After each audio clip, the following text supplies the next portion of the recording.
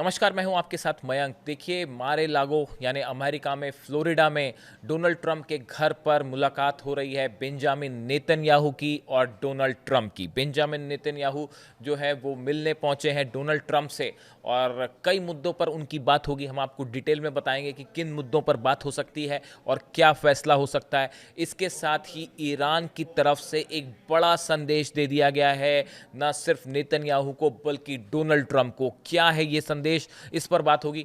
देखिए, पहले शुरू करते हैं ट्रंप और नेतन्याहू की मुलाकात से। जिस तरह से ट्रंप से मिलने पहुंचे हैं बेंजामिन नेतन्याहू उनके आवास पर फ्लोरिडा में, जो उनका फार्म हाउस है मारे लागो, वहां पे ये मुलाकात हो रही है। और देखिए, इस मुलाकात को लेकर कहा जा रहा है कि 5 मुद्दे ऐसे हैं जिस पर जो है वो ट्रंप और नेतन्याहू की चर्चा का मुद्दा होंगे। पिछली बार जब ये मुलाकात हुई थी जंग के, उसके बाद जंग हो गई थी। देखिए, ये इसीलिए ये बेहद महत्वपूर्ण मानी जा रही है। सबसे पहला जो मुद्दा होगा जो चर्चा का है वो है ईरान, और ईरान से भी जुड़े 2 मुद्दे, एक परमाणु कार्यक्रम और दूसरा मिसाइल प्रोग्राम। ये दोनों अलग अलग रखिए। देखिए, परमाणु कार्यक्रम को लेकर जहां तक बात है, ईरान की तरफ से बात साफ कर दी गई है कि ईरान न्यूक्लियर एनरिचमेंट नहीं रोकेगा, चाहे जो हो जाए। अब नेतन्याहू मिलने पहुंचे हैं ट्रंप से और वो ये कन्विंस करवाना चाहते हैं डोनाल्ड ट्रंप को कि ईरान के मिसाइल प्रोग्राम को रोकने के लिए, ईरान के परमाणु कार्यक्रम को रोकने के लिए हमला करना ज़रूरी है। अब क्या डोनाल्ड ट्रंप इस बात से सहमत हो पाएंगे? सिर्फ सवाल डोनाल्ड ट्रंप की सहमति का नहीं है, मामला उलझा हुआ इसीलिए भी है कि अगर किसी तरह से इजराइल हमला करता है ईरान पर बिना अमेरिका की मदद के, तो उसका अंजाम बहुत बुरा हो सकता है इजराइल के लिए। देखिए, पिछली बार 12 दिन की जो जंग थी उसमें जो मिसाइलें गिरी इजराइल के ऊपर, उसके बाद एक बात तो तय है कि अब इजराइल अकेले जंग कतई हमला नहीं करेगा ईरान पर। ऐसा डिफेंस एक्सपर्ट मान के चल रहे हैं, जब तक अमेरिका मदद को सीधे तौर पर ना आए।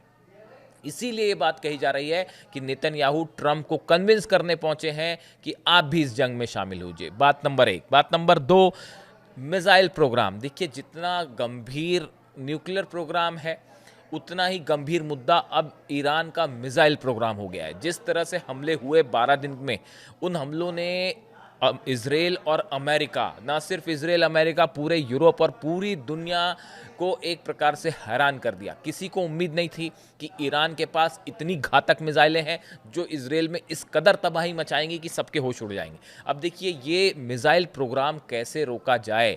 बताया जा रहा है ईरान हर महीने 3000 मिसाइल बना रहा है, इस तरह की खबरें आ रही हैं डिफेंस जो खुफिया एजेंसीज हैं उनकी तरफ से। और ये जिस स्पीड से ईरान मिसाइल बना रहा है, अगर ये कंटिन्यू हुआ तो इजराइल के लिए अस्तित्व का खतरा ही पैदा हो जाएगा। उसके बाद जंग तो छोड़िए, शायद जंग होती है तो, अगर जंग हुई भी कभी, तो इजराइल को बड़ी मुंह की खानी पड़ेगी। इस तरह के जो अंदेशा है वो इजराइल की तरफ से ही जताया जा रहा है। नेतन्याहू हर सूरत में ईरान का ये मिसाइल प्रोग्राम रोकना चाहते हैं, इसीलिए वो ट्रंप के पास गए हैं ये कन्विंस करवाने कि भाई इस प्रोग्राम को रोकने के लिए आप भी इंटरफियर करिए और मिलकर हमला करिए। बात नंबर 2। बात नंबर 3, देखिए, सिर्फ ईरान का ही सवाल नहीं है। लेबनान का जहां तक बात है, लेबनान को लेकर हिजबुल्लाह को डिसार्म करना, हिजबुल्लाह से हथियार सरेंडर करवाना, ये एक ऐसा मुद्दा है जिसको लेकर अभी तक ना इजराइल को सफलता मिली ना अमेरिका को सफलता मिली, और ईरान मजबूती से लेबनान के साथ खड़ा हुआ है। और इस मुद्दे पर एक बड़ी खबर आई है, बहुत बड़ी खबर आई है। खबर ये है कि ईरान की तरफ से एक बड़ी चेतावनी दे दी गई है इजराइल को। ऐसा बताया जाता है कि एक तीसरे देश के जरिए ईरान ने ये संदेश पहुंचाया है बेंजामिन नेतन्याहू तक, इजराइल तक और ट्रंप तक, कि अगर लेबनान में हिजबुल्लाह के खिलाफ एक ऑल आउट जंग शुरू होती है तो ईरान इसे अपने खिलाफ जंग मानेगा और ईरान फिर जंग में शामिल होगा। ये संदेश ऐसा बताया जाता है कि ईरान की तरफ से एक तीसरे देश के जरिए इजराइल तक पहुंचाया गया है। मैं रिपीट करूं फिर से, ईरान ने एक तीसरे देश के जरिए, वो तीसरा देश कौन है अभी ये साफ नहीं है, तीसरे देश के जरिए ये संदेश पहुंचाया है इजराइल तक कि अगर आप लेबनान में हिजबुल्लाह के खिलाफ एक ऑल आउट वॉर करते हैं, बड़ी जंग छेड़ते हैं, तो ईरान भी इस जंग में कूदेगा और इजराइल के खिलाफ जंग छेड़ देगा। ये संदेश साफ दे दिया गया है, और ये संदेश तब दिया गया है जब डोनाल्ड ट्रंप से मिलने के लिए मारे लागो उनके घर पर पहुंचे हैं नेतन्याहू। यानी पहली बार ईरान ने जंग को लेकर एक साफ साफ वार्निंग दे दी है। पहला मौका है 12 दिन की जंग के बाद, जब एक निश्चित टाइम फ्रेम के साथ, एक कंडीशन के साथ ईरान ने अपनी बात सामने रख दी है कि अगर लेबनान में हिजबुल्लाह को ख़त्म करने की पूरी तरह से कोशिश होती है या एक ऑल आउट जंग होती है, तो ये जंग ईरान के खिलाफ भी होगी और ये इस जंग में फिर ईरान भी शामिल होगा। बड़ी साफ चेतावनी है ये ईरान की तरफ से इसराइल को। तो तीसरा मुद्दा है लेबनान, जो हुआ कि कैसे वहाँ पे उसको लेकर क्या करना है, इसको लेकर नेतन्याहू और ट्रंप की मुलाकात में चर्चा होगी विस्तार से। फिर देखिए सीरिया का मुद्दा। सीरिया में जो हालात आज बने हुए हैं, सीरिया बड़े समय से अनस्टेबल है। सीरिया में अब इसराइल की जो फोर्सेस हैं वो काफ़ी इलाकों पर कब्जा किए हुए हैं। लगातार इजरायली फोर्सेस सीरिया में हमला कर रही हैं। गोलन हाइट्स का एक बड़ा इलाका सीरिया ने सीरिया का जो है वो अपने कब्जे में ले रखा है इसराइल ने।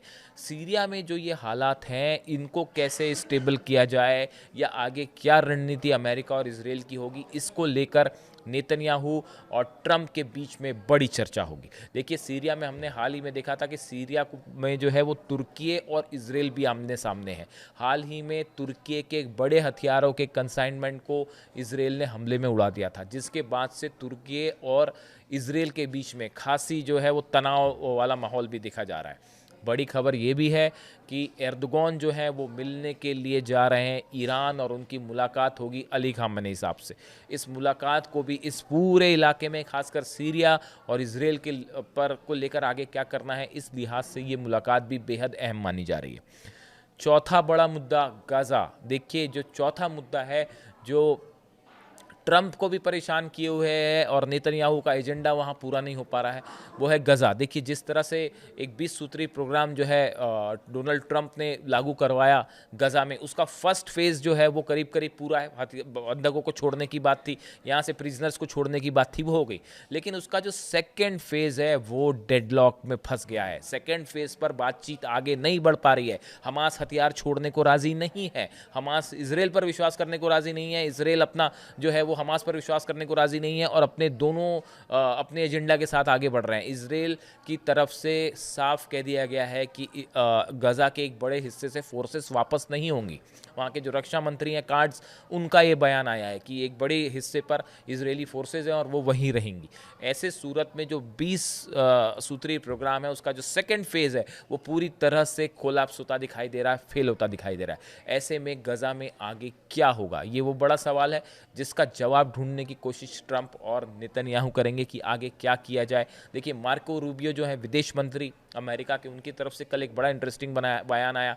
उन्होंने कई बातें कही कि हर सूरत में जो है वो सेकंड फेज़ की शर्तों के साथ प्रोग्राम लागू होना चाहिए। उन्होंने कुछ ये भी गजा के हथियार, गजा में हमास के हथियार छोड़ने को लेकर भी उन्होंने बड़े इंटरेस्टिंग से बयान दिए हैं। उन्होंने इस बारे में एक सॉफ्ट थोड़ा सा रुख भी अपनाया, इस तरह का भी एक उनके बयान से हिंट मिला।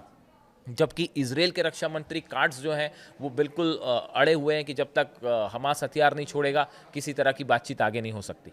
इस सूरत में गजा में अब क्या होगा, ये वो चौथा बड़ा मुद्दा है जिसको लेकर ट्रंप और नेतन्याहू के बीच चर्चा हो रही है। एक बड़ा पांचवा मुद्दा ये होगा कि अगर ईरान पर हमला करना है तो उसकी तारीख क्या होगी। बात नंबर पांचवी जो है कि उसकी तारीख क्या की जाए, और हमला करने के बाद जब ईरान की तरफ से रिटेलिएशन होगा, जवाब आएगा, उस सूरत हाल में क्या किया जा सकता है। ये वो 5 बड़े मुद्दे हैं जिनको लेके डोनाल्ड ट्रंप और नेतन्याहू के बीच चर्चा हो रही है मारे लागू में। अब इस मुलाकात के बीच में ईरान में चप्पे चप्पे पर IRGC सेना तैनात कर दी गई है। एयर डिफेंस सिस्टम ऑन है, मिसाइल्स मूवमेंट, ये पिछले 24 घंटे की खबर है। नेतन्याहू यहाँ से फ्लाई करने के लिए उड़ते हैं और ईरान एकदम जंग के मूड में रेडी है। ईरान के राष्ट्रपति की तरफ से बयान आया है, पेजेश्कियान साहब की तरफ से बयान आया है कि ईरान जो है वो जंग के लिए तैयार ही नहीं है। ईरान तो लगातार जंग के मोड में ही है, अमेरिका के साथ, यूरोप के साथ और इसराइल के साथ। यानी अगले 4 से 5 दिनों के अंदर आप देखेंगे कि ईरान को लेकर कुछ बड़ा फैसला हो सकता है, कुछ बड़ा मिलिट्री मूवमेंट हो सकता है, और ईरान के न्यूक्लियर प्रोग्राम को लेकर एक बड़ा फैसला अमेरिका में हो सकता है, अमेरिका और इजराइल के बीच।